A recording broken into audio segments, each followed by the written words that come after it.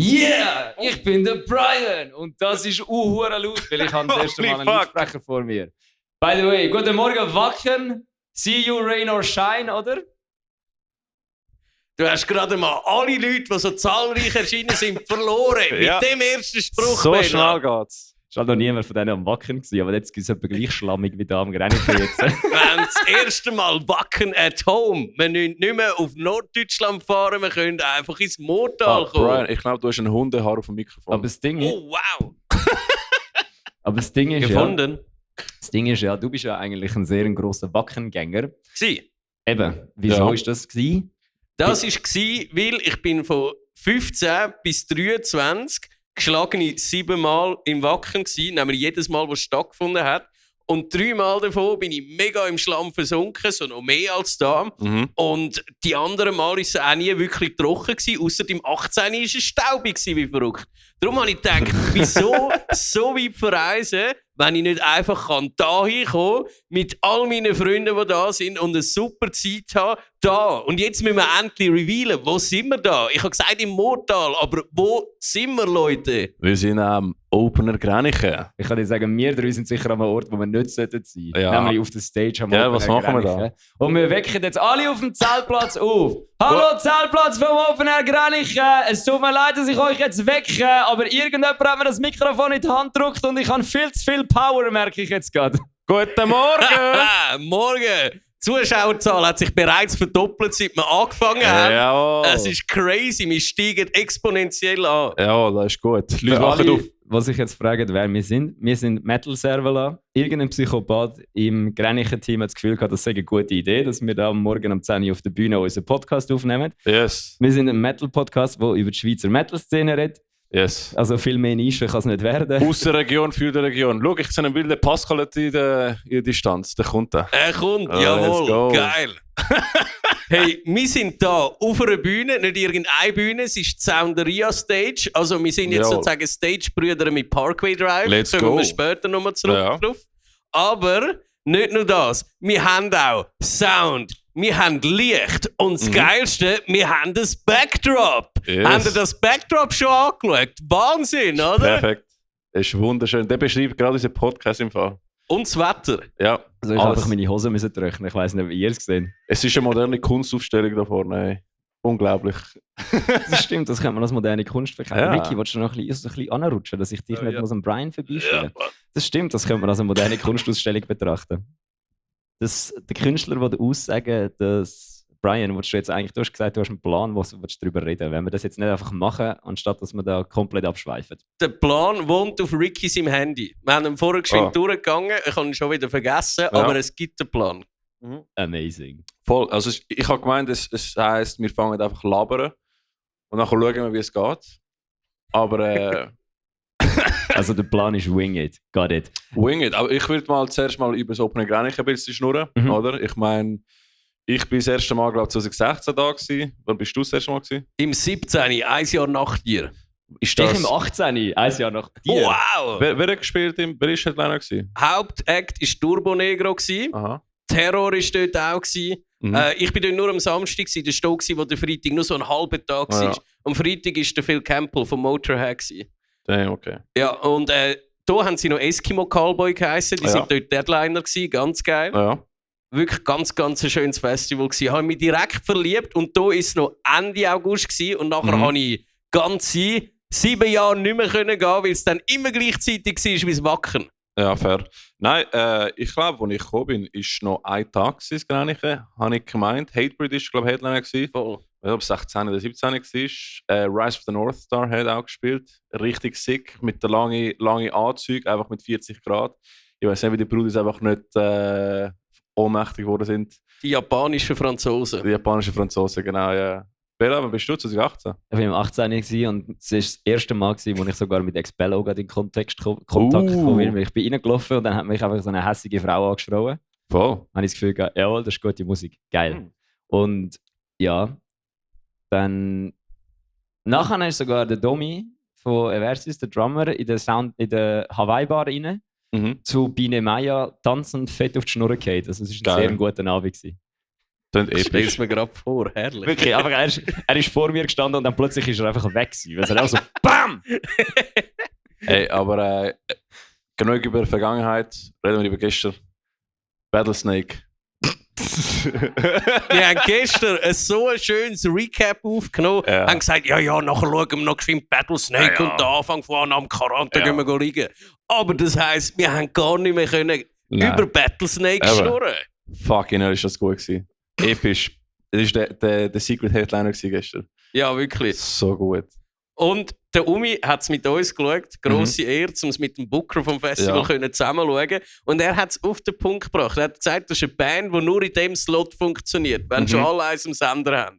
Fix. Und es war genau das der Fall gewesen. Wer hat Battlesnake auch geschaut gestern? Ja. Yeah!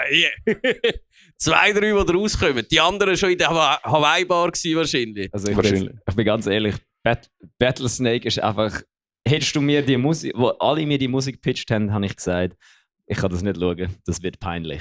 Weil es ist ja nicht so ein grosses Geheimnis, dass ich so gimmicky Power Metal Bands nicht so fühle. Mhm. Weil jedes Mal, wenn ich so eine gimmicky Power Metals Gefühl habe, sieht das für mich so aus wie Battlesnake gestern. Das Einzige, das Gute an der Sache wie Battlesnake ist halt, Battlesnake macht es absichtlich. Ist so absichtlich so ein bisschen peinlich und die anderen Bands sind halt einfach peinlich. Aber es hat so viele Layers gehabt im Fall. Ja, Erstens, du musst etwa 17 Layers von Ah. Metal und verstehen, um das lustig zu Also, finden. die Hörner. Einfach der Hörner-Headbanger. Fucking Tanga unten drauf vom Anzug. Das ist kein Tanga, das ist einfach ein Slip. Fucking Borat Der Slip. Tanga muss es so in Okay, die fair. Arschritze reingehen für mich. Fair, ja, fair. Guter Punkt. Brian, was ist deine Meinung zum Thema Tanga oder Slip? Ey, es sind definitiv Slips gewesen, aber nur schon, dass du auf die Bühne gehst, indem du noch so einen Vorhang drehst mit einem Loch drin, um den Kopf durchzustecken. Herrlich. Gut, das sind Australier, die machen eh komische Sachen. Ja, Ich beste. habe noch nie eine normale australische Band gesehen. Übrigens, falls einer von euch mal eine spontane Frage hat, kommt da vorne, der Nico hat das Mikrofon, hebt einfach schnell Hand. Und Oder dann können wir schreien. schauen- Wir sind nicht in der Schule, wir können Oder einfach schreien. reinrufen. Nein. Ja, nein, dann hörst du es im Podcast nachher nicht. Ja, klar, ich muss nicht die Frage rufen. Ich muss rufen, ich habe eine Frage. oder? Einfach kommt führen zum Nico. Nico ist da vorne. Sag Hallo Nico. Hallo Nico. Hallo Nico. Wenn ihr heute Nico auf dem Festivalgelände seht, zahlt ihm bitte ein Bier, weil wir zahlen dann sehr schlecht bis gar nicht. Ja, ey, wirklich Battlesnake nochmal zum Rap-Uppen, oder? Ich ja. finde das so ein Zum schönes... Abrappen. Abrappen, Yes. so ein schönes neudeutsches Wort. Wir sind es schauen und dann am Schluss, nach ihrer ganzen Power-Metal-Salve und nach 17 Mal We Are Battlesnake, haben sie einfach nur ein AC/DC-Cover rausgehauen. Also absolut. Insane. Also, sorry, Sie haben jedes Klischee bedient. das ACDC-Cover war ja nicht mal vielleicht das Beste gewesen an dem Ganzen. Das Beste am Ganzen war, dass der Sänger sich ausgezogen hat, nur noch im Ja. Slip gestanden ist und dann aufgeklettert ist, einfach nur, um uns sein Arschgeweih zu zeigen. Ja, Ja. genial. Und nachher direkt nach dem Konzert einfach Merch da verkauft. Ist einfach so. Die haben So geil. alles richtig gemacht, was man kann richtig machen Das kann. hat der Umi gesagt, das sagt die perfekte Dings, weil dann kannst du da gerade die Besoffenen, die vor der Bühne stehen, Ja. einfach gerade noch ausnehmen. Ja, ist praktisch eigentlich. Das ist Sales 101, Alter, ich schwöre. Dann nachher bist du heimgegangen, oder? Ja.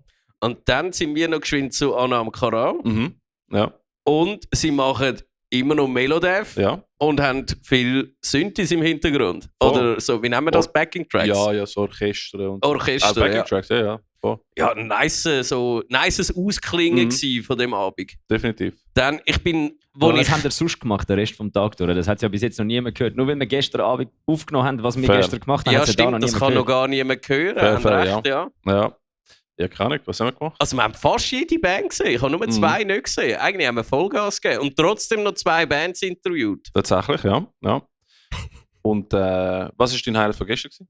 Mein Highlight war, ich bin jetzt gerade am überlegen, ob ich irgendeinen Auftritt soll sagen oder etwas, was abseits von der Bühne passiert ist. Beides. Beides. Mein Highlight war, während Blackout Problems flüstert der Bella uns beiden ins Ohr, hey, nachher, wenn sie fertig sind, nicht weggehen, ich habe noch eine Überraschung für euch. Und dann habe ich so die Blackout Problems geschaut, sie waren ganz easy gewesen, nicht so mein Sound. Und dann habe ich gefunden, okay, warte, nachher gibt es ja eine Überraschung von Bella. Und jetzt weiss ich gar nicht, wie viel darf ich von dem erzählen. Ich glaube, wir können es auch eine Überraschung sein lassen für unser Publikum. Ah, okay, ein Cliffhanger für euch. Das war Perfekt.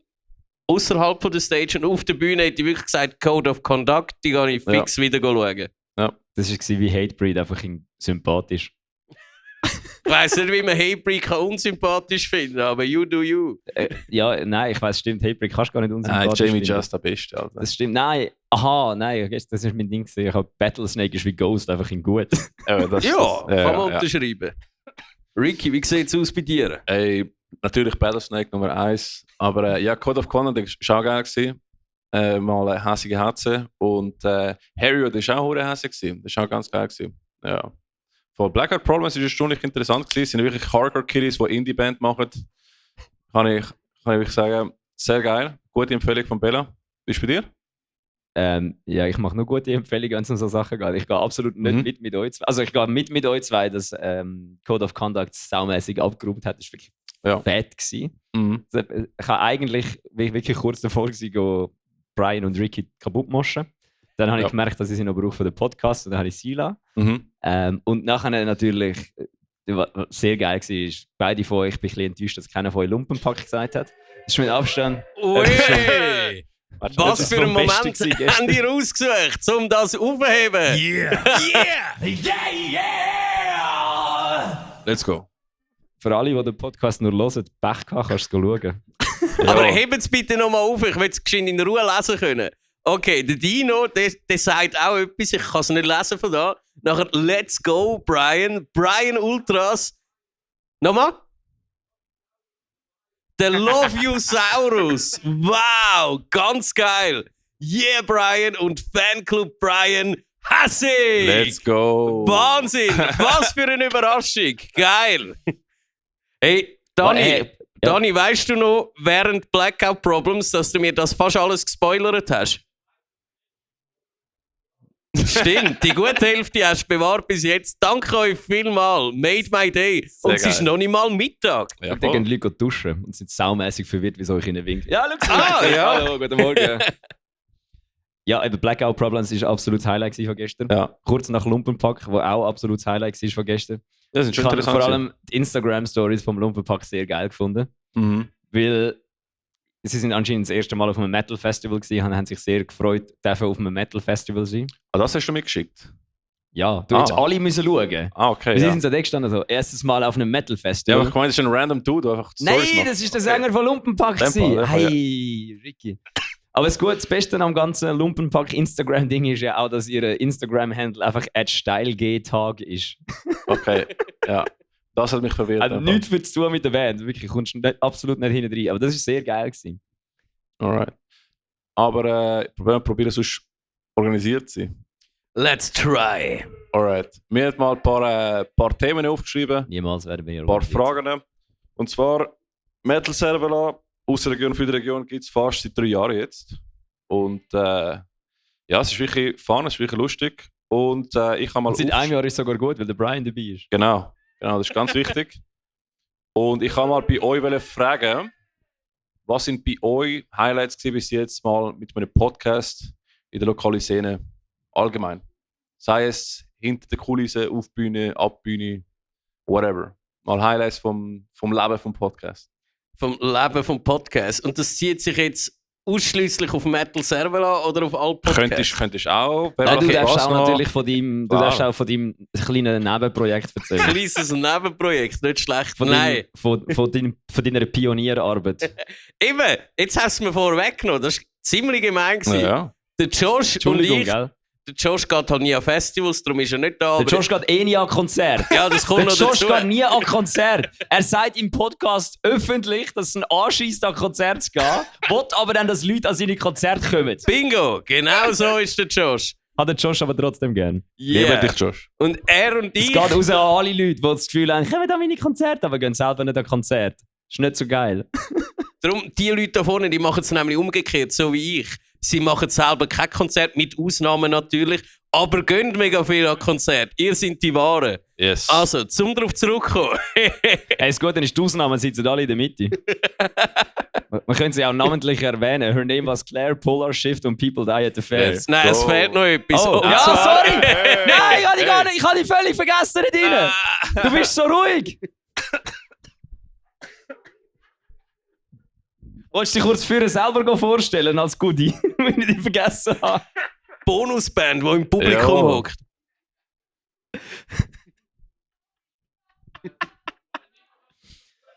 So, das war jetzt super gewesen von mir zum Cover, dass ich vergessen Yes. habe, wer jetzt sitzt, gell? Ha, Ja, nein, danke Spaß. vielmals. Also für die mich nicht kennen, ich wäre sonst Sebi, der Gitarrist von Royal Desolation. Das eine sehr gute Band ist, by the way. Einfach, dass der Name auch noch erwähnt worden ist. Let's go! Danke Und ich dir, das Sebi. nochmal doppelt unterstreichen, Royal Desolation macht kein Vollbeatcore. Wer hat das gesagt? Ich. Ah, okay. weil eben letztes Mal, als ich mit Royal Desolation gespielt habe, ich dachte so, Bruder, das ist viel zu gut, was mache ich da mit meiner Gugus Band? Ey? Und die Jungs machen eine volle Show mit Make-up und alles richtig geil. Haben wir am Wacken Metal Battle gesehen. Voll. Sehr sick. Shoutout, Translation. Speaking of Wacken Ja, Metal sicher. Battle, eins von meinen Oh. Highlights Oh. vom Podcast Ja. ist das Metal Servala. Letztes Jahr die Metal Servala Awards verteilt haben an die Band, Aha. die jetzt offiziell die beste Band der Welt ist. Mhm. Mhm. Wir haben ein gutes Auge für Talent. Wir haben- Plus, das heisst auch alle Bands, die in der Schweiz an einem Metal Battle waren und nicht ins Finale gekommen sind und nicht haben dürfen am Wacken spielen. Oder ins Schweizer Finale gekommen sind, aber nicht das Wacken. Ja. Genau. Es ist nicht so schlimm, weil ihr habt effektiv Zweite gemacht gegen die beste Band der Welt. Eben ja. Die beste Band der Welt. Gestern auserkoren worden. Weiss jemand, wer es ist? Die Ärzte! Yeah! Expello. Expello haben tatsächlich den ganzen Metal Battle gewonnen gehabt. Ja, richtig geil. Und ich mag es ihnen absolut gönnen. Ich würde sagen, die Jury 100%. hat auch super Arbeit geleistet. Mhm, Oder? Hat die gut Ja, ausgesehen. ja. Besonders du, Brian. Ey, wir haben ja mal ursprünglich über unsere Highlights bezüglich Podcast reden. Bist du jetzt Ja. bereit, um wieder zu dem Punkt Das zurückzukommen? wäre mein Highlight gewesen. Ah, fair. Das Okay. mir effektiv, also es ist eines von meinen Highlights gewesen. Und natürlich auch, dass wir haben, also das, ja, also ein Highlight ist natürlich gewesen, am Imperican Festival, wo ich hacke voll draussen vor den Dings gestanden bin, mich einer angequatscht wegen meinem Podcast Das war geil gewesen. und dann so das Gefühl hat, hey, du spielst ja in einer Band. Und ich so, ah ja, der auch noch. Dann habe ich ihm so einen Sticker in die Hand gedrückt, weil ich einfach nicht gecheckt habe, wer vor mir steht. Und dann habe ich ihn so gefragt, hey, du spielst auch in einer Band, gell? Und er so, ja, sie haben auch schon da gespielt. Und ich so, das ist der Komplex, das ist etwas Größeres. Ich weiss Das, wer, ich weiss wer. Das ist nicht irgendeine Gugus-Band.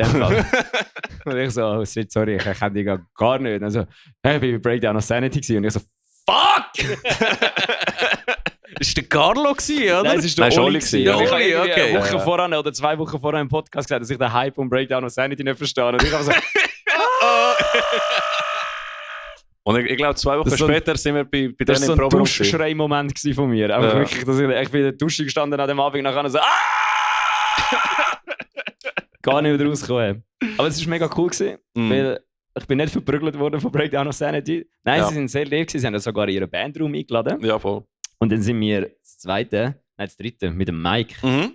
sind wir Breakdown of Sanity interviewen. Das ist natürlich sehr geil gewesen. Ja, voll. Und dass der Luki von Kate Effect am Grenichen dann irgendwann zu uns kam und das Gefühl gehabt, hey, ich habe so noch interviewt. Da habe ich gedacht, hure cool, vielleicht kommen wir jetzt mal zu uns im Bandraum. Und das nächste sind wir bei Breakdown of Sanity gewesen. So.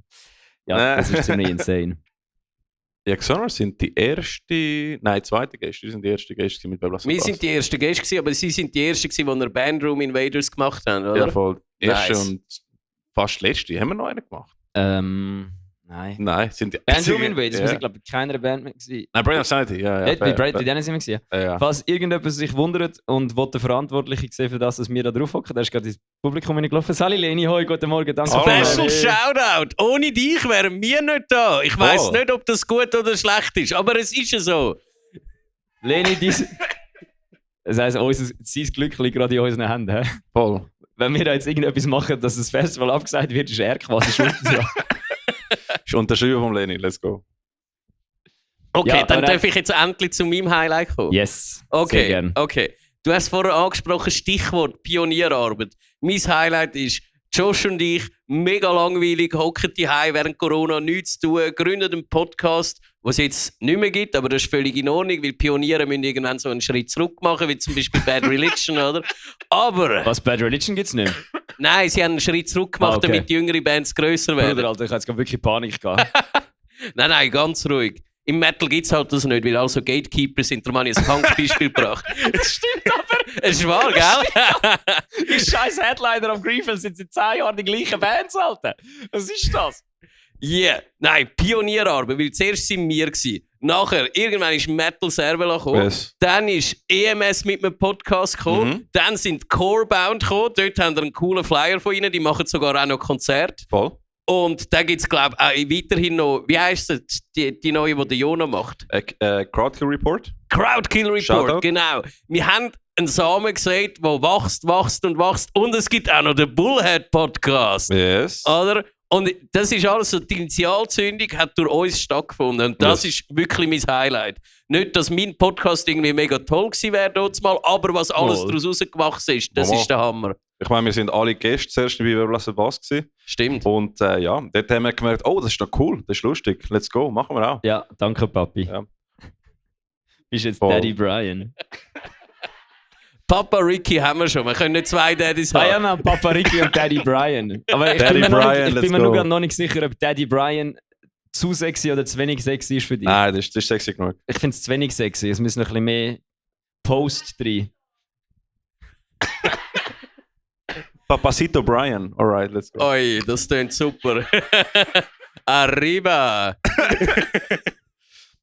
Jetzt sind ein paar Leute so vom Regen reingekommen, gerade bei Ja. einem Teil, wo wir irgendwie gedacht haben, okay, wir schweifen ab und sie denken, jetzt sollen wir da bleiben, ich glaube weniger. Ich sehe es euch genau an. Darum Let's go. gehen wir am besten zum nächsten Punkt, oder? Alright, ja, ich habe noch nicht meine Highlights gesagt, Kollege. Oh, excuse, Ja, gell? let's go! eben. Aber ich habe es auch schon wieder vergessen, dass der Ricky seine Highlights noch nicht gesagt hat. Nein, aber ich muss auch sagen, hey, ganz ehrlich, was du gesagt hast, Community finde ich auch, ist einer von meinen Highlights, dass in den letzten 2-3 Jahren haben wir gesehen, wie hässige Musik Luzern, Corebound rausgekommen ist, Metal Breed Bern, einfach alle Mostübli. Mostübli, Discord, können Sie abchecken, ganz wichtig. Und einfach mal mehr und mehr sehen, wie die Szene einfach für sich selber am Pushen ist, lokale Shows am Pushen ist, lokale Releases und das inspiriert mega, das macht mega stolz. Also wirklich ein Applaus an alle, die einen Teil davon haben, wirklich geil. Ich liebe es, es fühlt mein Herz jedes Mal, das ist wirklich sick. Ja, ich habe vor allem mega Freude, dass eigentlich so ziemlich alle Schweizer Bands, die heute und gestern da so gespielt haben, wir irgendwie schon mal kennengelernt haben, egal ob wir jetzt auf der Bühne oder neben der Bühne Voll. gewesen sind. Mhm. Das ist wirklich, die Schweizer Untergrund-Metal-Szene ist ein einziger Rudelbums. Underground ist am Leben, das ist wichtig. Das ist das Familienfest im Appenzell. Voll. Hat er nicht gesagt. Aber es ich stimmt bin nicht eben live auf wirklich. der Bühne das Mikrofon in der Hand haben. Ich habe es schon öfters gesagt. Es läuft eben wirklich in unserer Szene. Ich finde nach wie vor das Einzige, was verehrt ist, ein bisschen Beef. Alle sagen immer vorne raus, ja, wir haben es mega gut miteinander, alles tipptopp. Und hinten dran ist einmal so, habe ich eigentlich gar nicht gern. Man sollte das auch offen austragen. Weil Beef beführt auch, weil da gibt es einmal so 2 Lager und dann merkt man, die anderen sind gar nicht so schlimm und dann hat man nachher neue Fans. So machen es nämlich die im Hip-Hop und es funktioniert Ja. super. Wir müssen es einfach so herbringen, dass, Gesundheit! So nicht? Wir müssen es einfach so herbringen, dass es im Blick kommt. Und in 20 Minuten. Nein, einfach am besten wieder Duell zurückbringen. Einfach deine Band und meine Band vor Hawaii Bar, 10 Uhr am Morgen, let's go. Oh, fix, Und dann einfach hast du settle the Zuschauer. beef. Weißt du, was ich meine? Du meinst, nächstes Jahr gibt es neben der Sound der Ria Stage noch das Octagon? Ja, das wäre sick, Alter. Das wäre so gut. Ein Octagon, was sich Schweizer Underground-Bands wieder prügeln. Ich will Geld gesetzt, um das zu sehen. Das wäre geil, ja. Einfach bitte nicht gegen Insanity. Machst du zweite. Oh ja, da ist verloren. Mit welcher Band könnten wir es aufnehmen? Tau ist mit allen, weil wir sind etwa 13 Leute. Ja, ja. Ah, mit Let's allen go. Mitgliedern rausgeholt. Ja. Ja, fix. Nein, wer wäre der Sieger von allen? Ich bin überlegen. A Small District hat halt den Björn, der ist riesig. Und sonst... Ja, aber ist der Björn ein Fighter? Ich glaube, er ist ein Sleeper-Build. Du weißt es nicht, aber der ist irgendwie ein Black Belt in Jiu-Jitsu oder so, Alter, ich schwöre. Obwohl, weißt du, wie die Thrash-Band beim Back Metal Battle mitgemacht hat? Algebra. Algebra, Alter, der Gitarrist, was ich kannte. Der war ein holy Gigant. fuck. gewesen. Das Der ist so wie ein der Rock. Das war ein Cyborg. Alter. Ja, wirklich, ein riesen Fetzen, stimmt. Gegen den keine Chance. Insane, 2 Meter oder so, Alter. Nur Muskeln. Holy fuck, man. Aber ja, wir haben noch andere Punkte schauen. Yes. Was haben wir...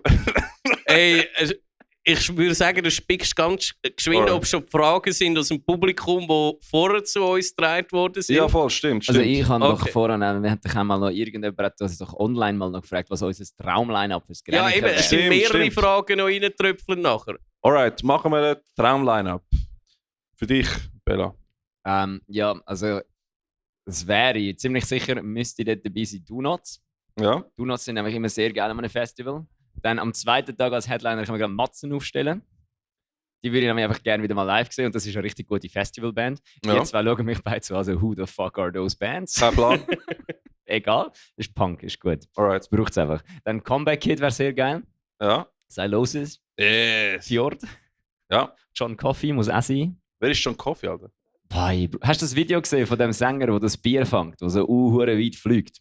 Das ist legendär, Das ja. ist so ein Bier, das ist so es ist irgendein holländisches Festival und es fliegt das Bier aus dem Publikum über 30 Meter auf die Bühne und der Sänger fängt es so auf Okay, ist und legendär. äxt es nachher weg. Geil. Und so ist die Band sehr erfolgreich geworden weltweit, weil das Video ist viral gegangen. Ich habe das gesehen und dachte, okay, hören wir mal die Band. Und dann habe ich den ersten Song gehört und dachte, okay, gut, das ist meine Lieblingsband forever jetzt. Alright. Ja. Mal Schweizer Was haben wir noch Support. gesagt? Ah ja, Kill the Lights müsste auch noch sein. Ja. Das Aber ist, Schweizer Support kannst du nicht vergessen. ja, ich komme noch dazu. Ich muss jetzt zuerst mal natürlich um dumme Ideen geben. Dann All Faces Down. Ja. One-Off Reunion Show von The Sorrow. Mhm. Braucht es definitiv. Unbedingt. Und.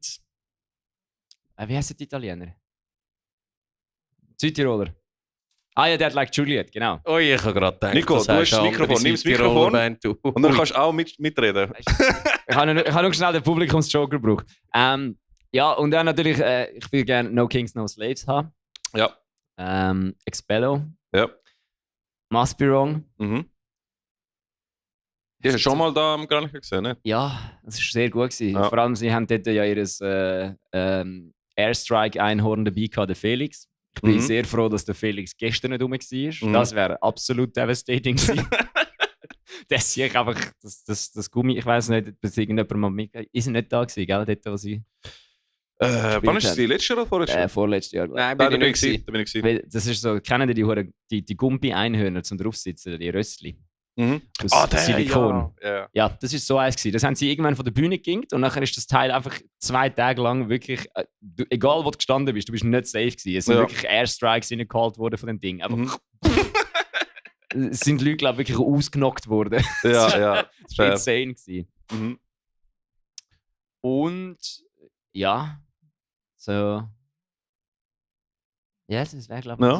so. Ja, alright. so Brian? Wie sieht es bei euch aus? Nice. Also bei mir, ich habe mich mega in Combo verliebt. Ich gehe auch gerne an Konzerte, die Combo haben. Und zwar ist das so die Mischung aus HC und Death Metal. Ja. Ich finde das absolut genial, wenn so Bands zusammen auf Tournee gehen. Mhm. Und da hast du immer so die Verbindung zu den Death Metal Dads, die so dort sind und wollen Headbangen. Und da hast du Hardcore Kiddies, die auch gerne schlägeln tun. Und dann gibt es immer. Und dann gibt es immer ganz tolle Verbindungen im Publikum. Und vor allem merkt man dann eigentlich, die beiden Sachen, die sind gar nicht so verschieden. Ja, Es du, geht- siehst, dort hinten hockt das Embodiment von deinem Konzert. ja, Und- genau. Ein HC-Kiddy mit einem Frozen Soul-Shirt. Wahnsinn! Genial! Fulciano. Also wirklich 2 absolute Senkrechtstarter im Death Metal. Ja, kenne ich beide nicht. Fulci, Aber das ist gut für Fulci sie. würde dir gefallen. Die haben immer so alte Filmausschnitte auf der Bühne, während sie spielen. Das ist geil. mega cool. Also Und für alte Frozen Filmausschnitte- Soul bist am Konzert gewesen, du Ei.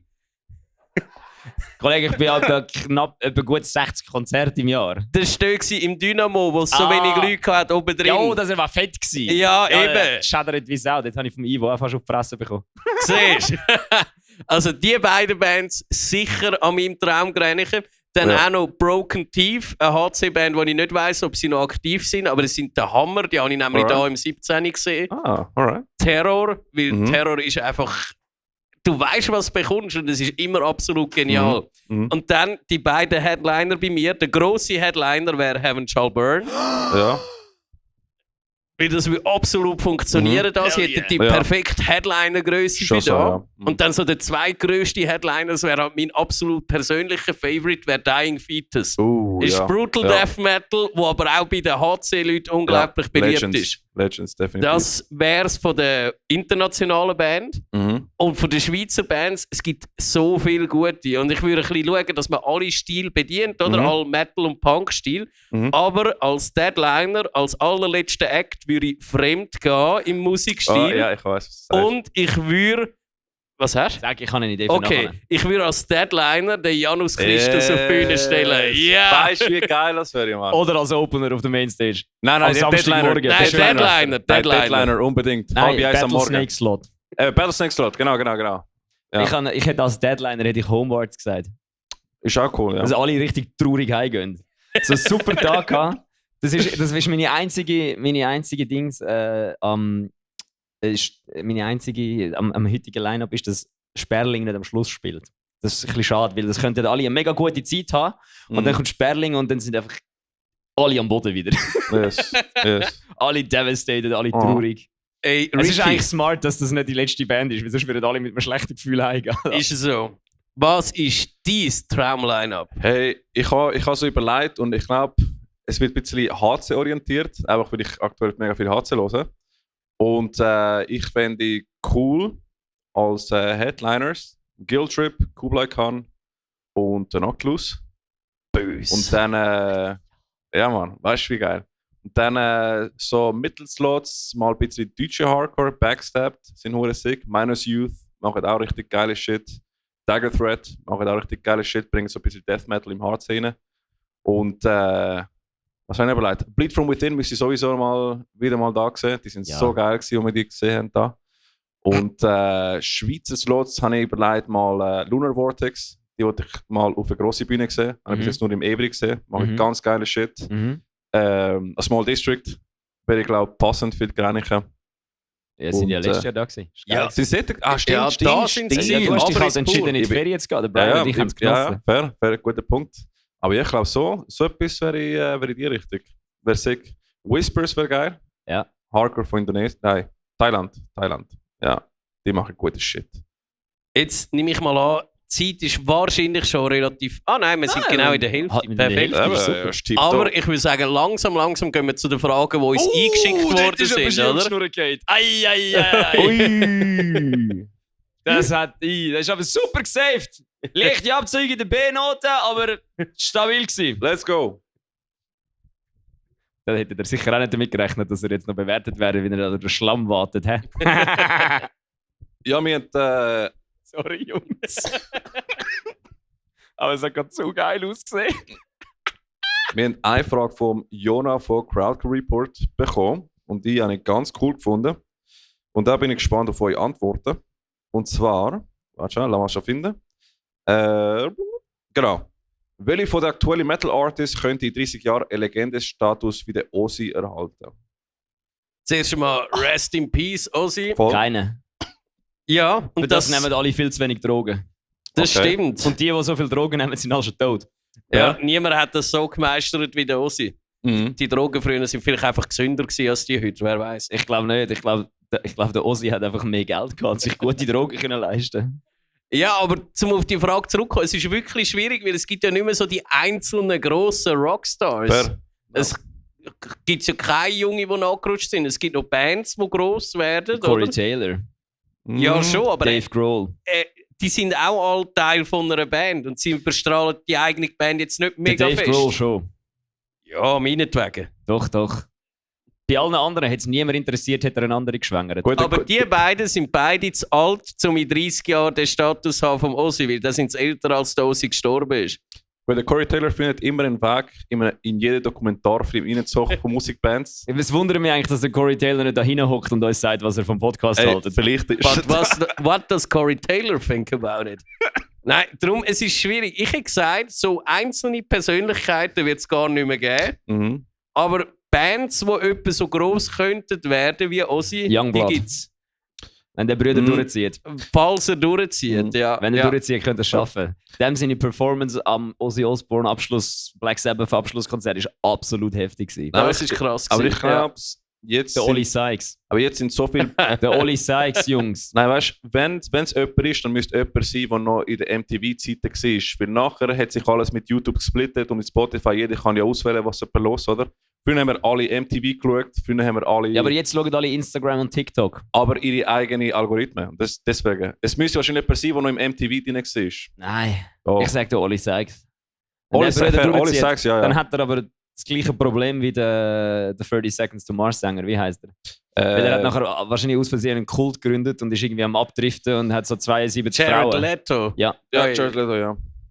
Aber der Oli Sykes, habe ich das Gefühl, könnte es schaffen. Fair. Vielleicht weniger Legendenstatus als geiles Ich, hat genug Drogen genommen und ist Ding, aber einfach so rein vom oh shit, das ist Aber der Oli ich Sykes. finde zum Beispiel Randy Blythe wäre mal eine Option.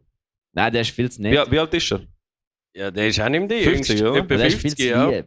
Wie alt ist Ossi gewesen? 76. Ah, fair, ja. Ja, dann könnte der Randy Blythe schon so ein Nein, ich glaube nicht. Legend. Nein, Doch, weil ich meine, der ist nur in der Metal-Szene bekannt. Darüber raus kennt ihn keine Sau. nein, aber der hat mega Von welcher Band ist der Randy Blythe? Einer hat es gewusst. Ja. An einem Metal-Festival. Hat einer gewusst. Ja, aber ich meine, du hast natürlich auch den James Hetfield, du hast Scott Ian und so, aber Ja, stimmt. Das sind, oder der Tom Morello. Das sind alles Ah, auch Tom Morello rechte ist einer, ja, Charakterköpfe, voll, das voll. stimmt. ja. Ja, aber der ist halt einfach wirklich besser gewesen, als er noch nicht so eine linke Sauzecke war. Aber warte, wer, Dass das von dir kommt. Nein, das ist eine Anspielung darauf, dass jetzt alle Amerikaner Rage Against the Machine scheiße finden, weil sie politisch geworden sind. Oh, wow. Frage ist, welcher Sänger hat auch noch irgendwie so eine Kardashian-mäßige Show gehabt? Wie der Ozzy und die Osbournes. Weil das hat halt viel Travis gebracht. Barker.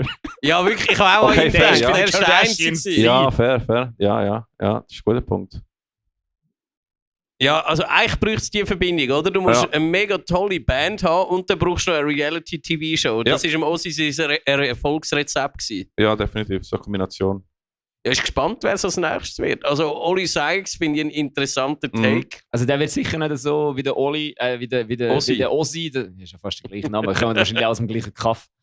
Der wird sicher nicht so sein, dass alle ihn werden lieben, wie der Ozzy einfach von allen ultimativ geliebt wird. Aber der könnte, wenn Bring Me the Horizon durchzieht, so groß werden, dass er einfach quasi irgendwann einmal so als Synonym für Metal Vocalist steht. Ja. Also ist als Musikvocalist, Ist wenn man Bring Me the Horizon eine Metalband ist, lässt sich Voll. ja überstreiten. Nico, was denkst du? Nimm das Mikrofon, komm. Sag mal etwas, Kollege, komm. Der lädt doch unseren Armig. Nein, komm. Der komm. Sieg macht schon den ganzen Tag für uns. Jetzt muss er rumrennen. Also ich würde mal meinen, das Publikum sollte mal ihre Meinung sagen. Ja, heb das Mikrofon am Mund. Also, wer sich getraut, darf gerne reinrufen. Gibt es mal eine andere Option? Oder haben wir alle abdeckt? Brüder, die haben alle einen Mordskater, weil sie gestern Abend auf dem Saufen waren in der Hawaii-Bar und jetzt sind sie ihre Campingstühle dafür gehockt und sind irgendwie sich am Bemühen, nicht einzuschlafen. Und das muss man in eine Höhe anrechnen. Ich glaube, die darf man nicht gerade so geistig überfordern. Ja, fair. Youngblood. Hast du mir eigentlich zugelassen voran? Hast du gesehen, die sind am Schlafen, ich sag's dir. Ja, Aber schon. sie bestätigen, dass das, was du gesagt Aha, hast, von dem her Dieses gut. Nickerchen. Sorry, dann habe ich dich nicht richtig gehört. Tut mir leid. Also, dann gehen wir zu der nächsten Frage. Ah, gut, Eine ja. ist doch noch irgendwie kontrovers gewesen, oder? Mal schauen, ob wir die auch machen. Ja. Nein. Genau, was ist gut zum Morgen? Speck und Eier oder Brot? Was ist es gut zum Morgen? Nein, du Speck musst und richtig Eier lesen. Das oder steht Brot? Goat. Was ist der was Goat ist zum Morgen? Goat Ja? zum Morgen? Speck und Eier oder Brot? Die Jugendlichen heutzutage können einfach kein Deutsch mehr. Goat steht für Greatest of All Time. Also für das die, was Ossi nicht zum wissen. Morgen. Mhm. Ein Ossi zum Morgen. Das wäre eine Flattermaus. Ah! Nein, ich esse kein zum Morgen, darum passe ich bei dieser Frage. Ah, darum, ja. Ja, Aber jetzt, wir müssen schon ehrlich sein. was? Es ist schon das Full English. Full Alles. Englisch. Alles. Wenn dann alles. so, ja. Mit Bohnen. Alright. Mit Bohnen. Ohne Bohnen Fair. ist es kein Full English. Fair. Alright, lass mal Sonst- schauen. Nutella. Ja. Und sonst haben wir von Artifiction haben wir mal eine Frage, was macht ein guter Vocalist?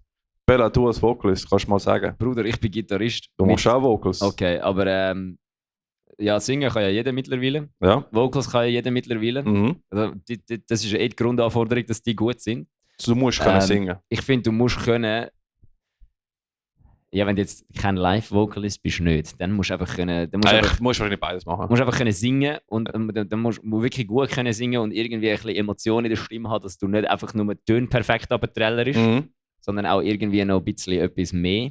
Ich weiß jetzt nicht, was es ist, wie man das kann beschreiben kann, aber wenn jemand einfach nur schön singt, Ja, in einer Metal-Band ist das eigentlich ein bisschen zu wenig. okay.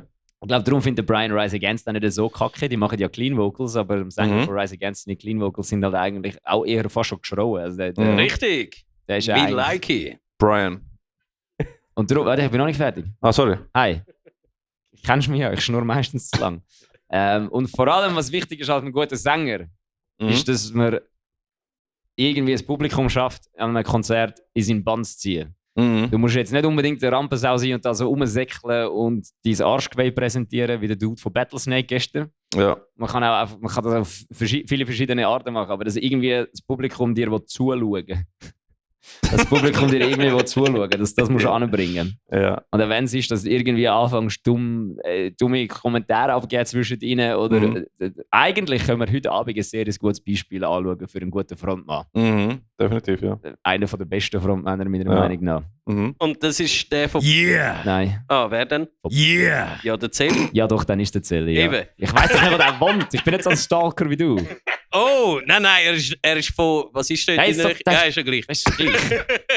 Das ist doch niemandem sagen. Ich weiss wo doch der nicht, ob er wohnt. noch Das ist dort jetzt ein wohnt. Star, Ist ja Alter. gleich. Der sicher ist jetzt berühmt. Ich habe einfach das Gefühl, wenn der heute auf dem Festivalgelände rumläuft, hat er wahrscheinlich gar nicht so eine geile Zeit, weil er noch angequatscht.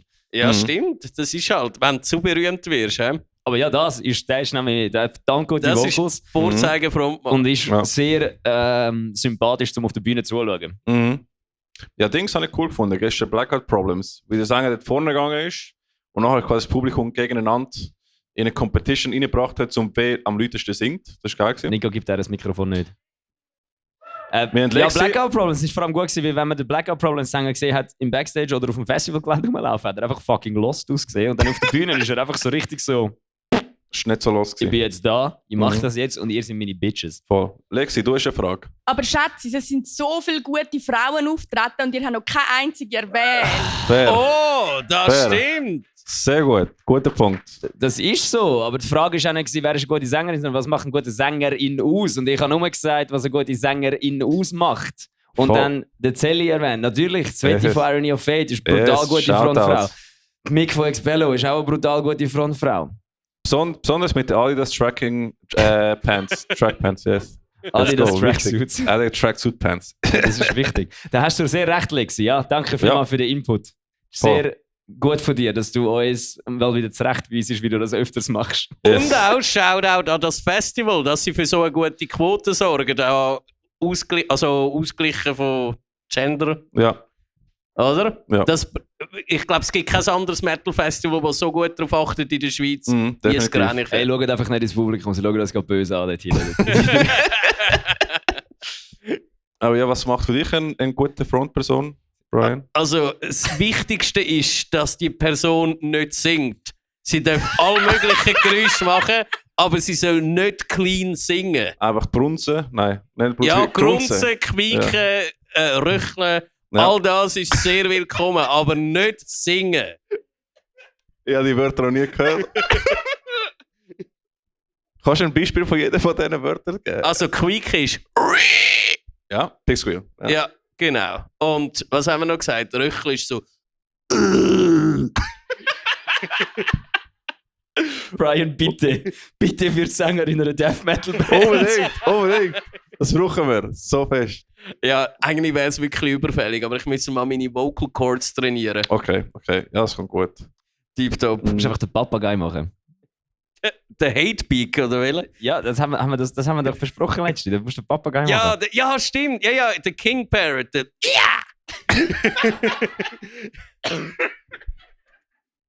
So gut. Hey, der Brian vertischt mich einfach jedes Mal. Gestern sind wir im Backstage gekocht und ich frage mich so, hey Brian, und der so, yeah!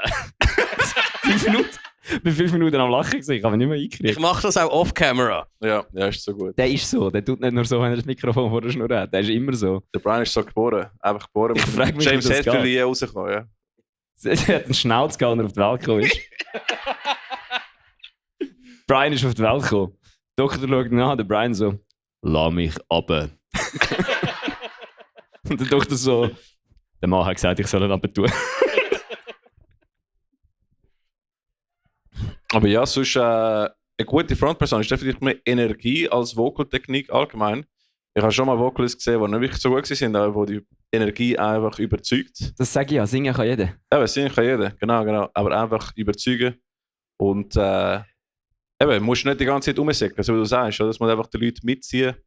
Energie zeigen, Emotionen. Ja, das Wett ist gestern auch nicht so viel gerannt und trotzdem Nein, voll. hat sie Presence gehabt.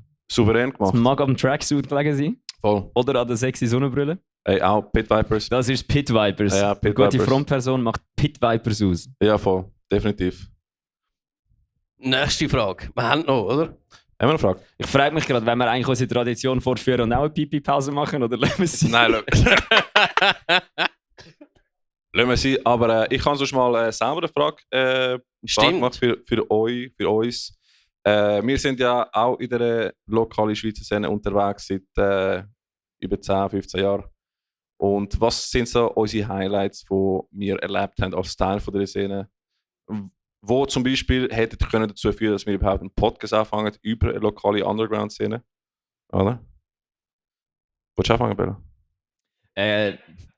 Ja, schaust den an, der gerade am meisten verwirrt aussieht und dann sagst du hast die Frage überlegt. Kannst du mir ein Beispiel bringen, was du so würdest sagen, ist ein Highlight für dich? Hey, Highlight für mich, ich denke zum Beispiel, als ich 17 war, bin ich Silent Circus schauen. Ganz geile Metalcore-Band von der Schweiz. Und die haben mich mega inspiriert. Ich habe ein T-Shirt gewonnen, danach verloren.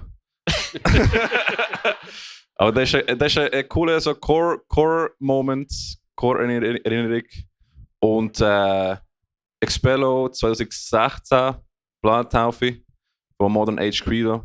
Dort bin ich auch gewesen und dann habe ich gefunden, und ich habe dort schon ein bisschen lokale Szene gekannt, aber dort habe ich so gesehen, wie stark Frauenfrontpersonen auch sind und wie viel Energie Mick hat auf die Bühne. Und das war insane, hat mich mega, mega geprägt. Und ich finde, wir haben einfach so eine starke Underground-Szene und das ist einfach toll zu sehen. Und ich habe einfach so Core-Erinnerungen in meinem Kopf. Brian? Nice.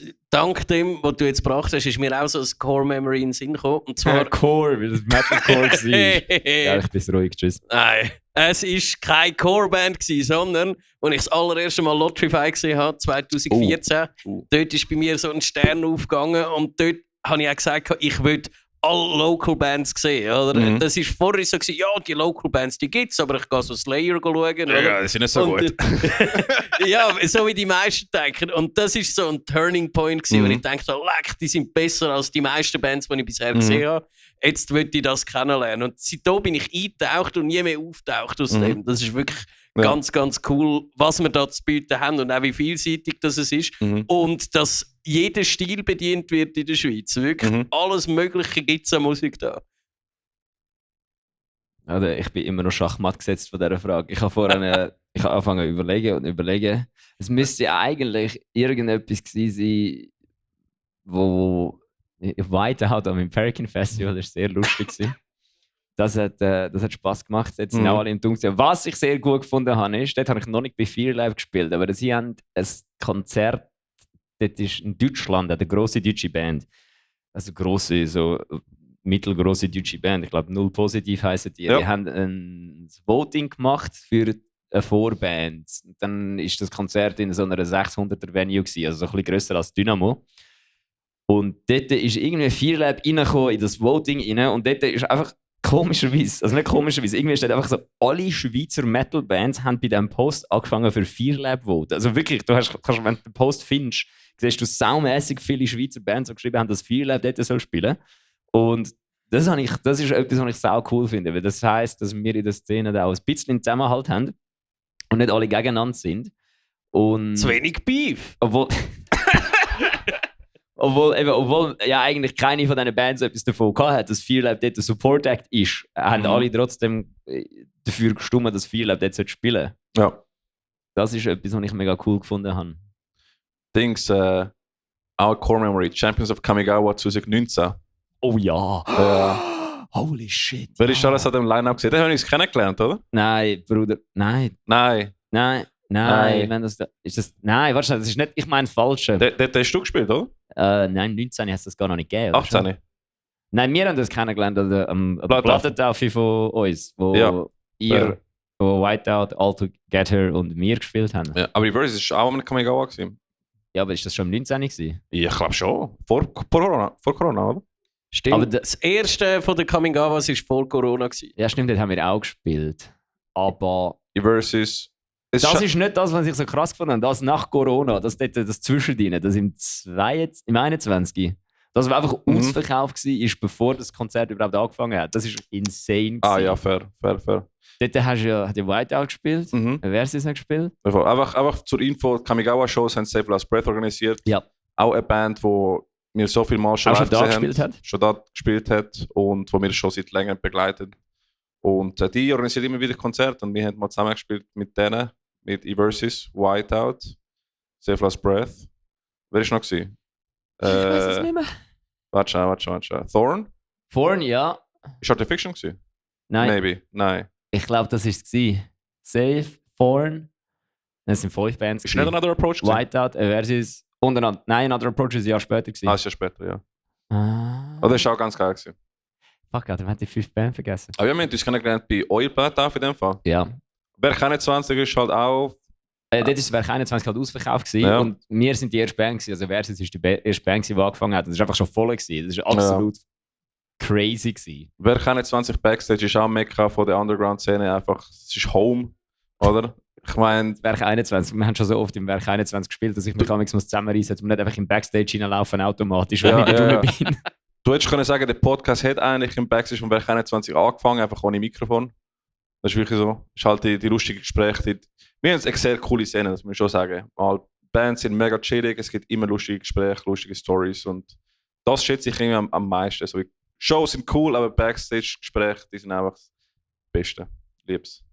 Stimmt, der Sanchi von Sons of Coherence, der Yannick von Sons of Coherence und ich haben mal etwa 20 Minuten den Mick von Expello zugelassen, wie sie uns erklärt hat, wie man eine proper Haircare-Routine hat. Das ist, Geil. das ist sehr interessant. Eben, der Knowledge Transfer ist so wichtig. Leck mich am Arsch, Alter. Weißt, 3 Leute, die Vocals machen und über was reden wir? Über Haar. Ja, wichtige. Und das Beste war, ich habe gar nicht gewusst, dass es so viel Zeugs gibt, so mit Haarschmieren bis dann. Leck, Bobby, du. Ja, Ei. Das ist verrückt gewesen. schon ein wichtiger Anteil von Metal. Das ist ein Problem, das du nicht so hast. He? Ja, nein. Das ist. Kannst froh sein, das kostet noch Geld. Das ist eine Wir Sache der haben Vergangenheit. eine Frage Oh, aus Alex, dem oh, Publikum. Alex. Let's go. Gibt es Bands, die ihr euch würdet weigern, für sie zu openen? Und wenn ja, wieso? Meinst du jetzt grosse Bands? Welche sind nicht so beliebt? Death Rush, aha, California Condor. Ja, Oh, bei denen will nein. ich nicht openen. Nein, bei California Condor würde ich sicher nicht. openen. Okay, Okay, ich ver- sowas von openen und die ganze Zeit scheiß Merchandise verkaufen. Ja, 100%. Ich will die ganze Zeit im Backstage zu ihnen gehen. Hey, do you like rock music? Here, buy my CD. Ja, buy voll. it, buy it. Was, du wolltest nicht kaufen? Kauf's jetzt, du Arsch! Ja, voll. Ja. Jetzt ist ein Bankomat. Was Bankomat? Ich habe Twint. Ja, Ricky hat so ein Dings gekauft, so einen so einen Sum-Up. Ja, genau, danke Soundcrack, vielmals. ja. Aber das ist eine gute Frage. Ja, Tim Lambesis Band, vielleicht. Tim Lambesis Band. Nein, für die auch nicht, wirklich nicht. Ja. Ja. Ja? Überlegen. Also, ich habe keine Band, aber ich könnte nie Bands supporten, die es nie geschafft haben, sich ganz so vom Rechtsextremen Ja, distanzieren. definitiv. Oder? Aber das ist eigentlich ein No-Brainer, dass man das nicht machen soll. Definitiv. Welche gibt's? Also ich hätte gesagt, Lanzer. ja, Lanzer ist ein Extrembeispiel, aber auch Onkels und Freiwild würde ich jetzt nicht wählen, Vorband sein von denen. Ja, das stimmt. Mm. Will ich auch nicht. Mm. Ja. Feine Sahne Fischfilet. Die Das ist gehen halt einfach in die andere die Richtung. gehen Ja. einfach persönlich auf den Sack. Also, welche Die Band- sagen die ganze Zeit, sie sind immer so mega politisch aktiv, aber sie schreiben dann trotzdem nur lieber darüber Saufen. Oh, ja, okay, cool. also, Jetzt mal im Ernst, ich glaube, es muss glaub schon. Also, mir fällt jetzt gerade auch keine Band ein. Mal, die so richtig arrogant sind, obwohl sie eigentlich nichts können, für die auch nicht. Das wäre zum Beispiel Manowar. Manowar würde ich nie, wenn ich eine Band habe, Vorband sein. Wasp auch nicht. Das sind so Leute, die in den 80er Jahren stehen geblieben sind und schon da lächerlich waren. Die zwei wirklich okay. auf keinen Fall. Ich habe nicht so im Blick, wer so Ja, unsympathisch ist. und halt so. all die Sexgrüsel-Bands sind halt auch schon nicht so geil zum Stimmt. Vorband sein von ihnen. Aber mir fällt halt gerade effektiv keine Du müsstest irgendwie Hälfte von der Deathcore-Bands irgendwie Ja, aus seiner Liste löschen, also oder? die Hälfte von den Metalcore-Bands aus Amerika. No Valenciaga mit der Minderjährigen. Okay, cool. Oh, Oh, 5-Minute-Timer. voll. Ja, wir haben noch Wir 5 sind Minuten. auf dem Homestretch. voll.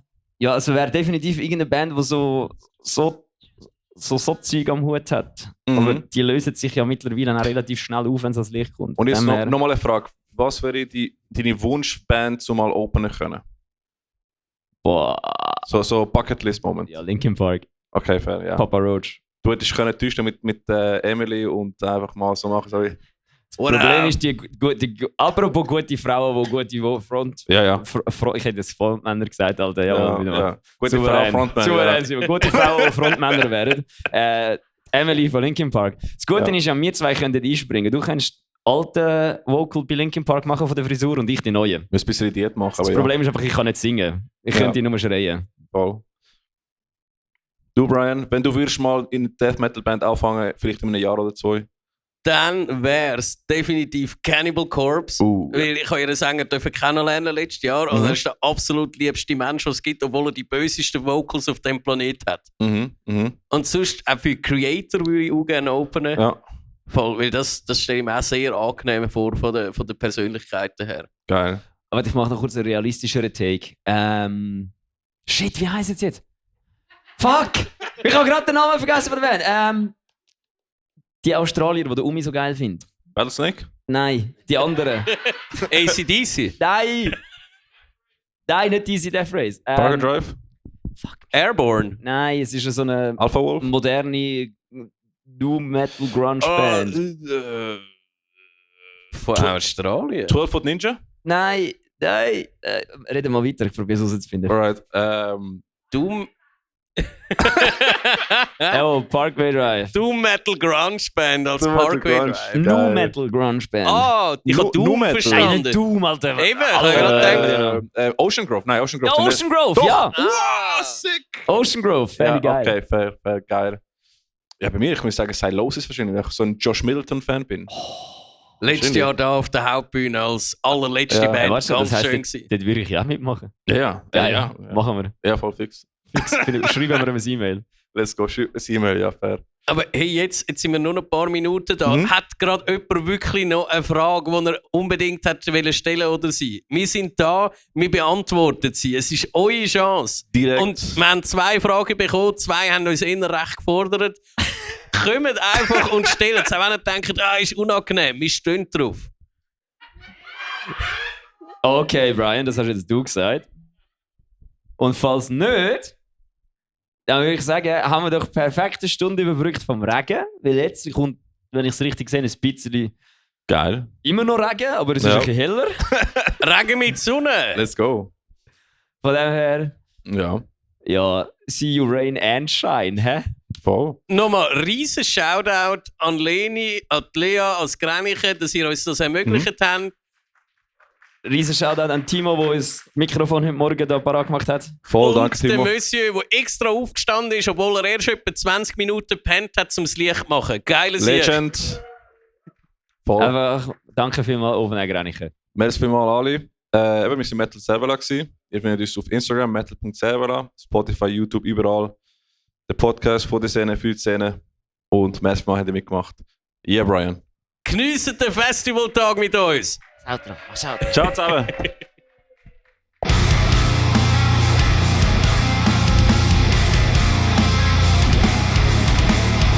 Warte, jetzt kommt noch der Teil, wo ich nach dem Intro reinschnurre.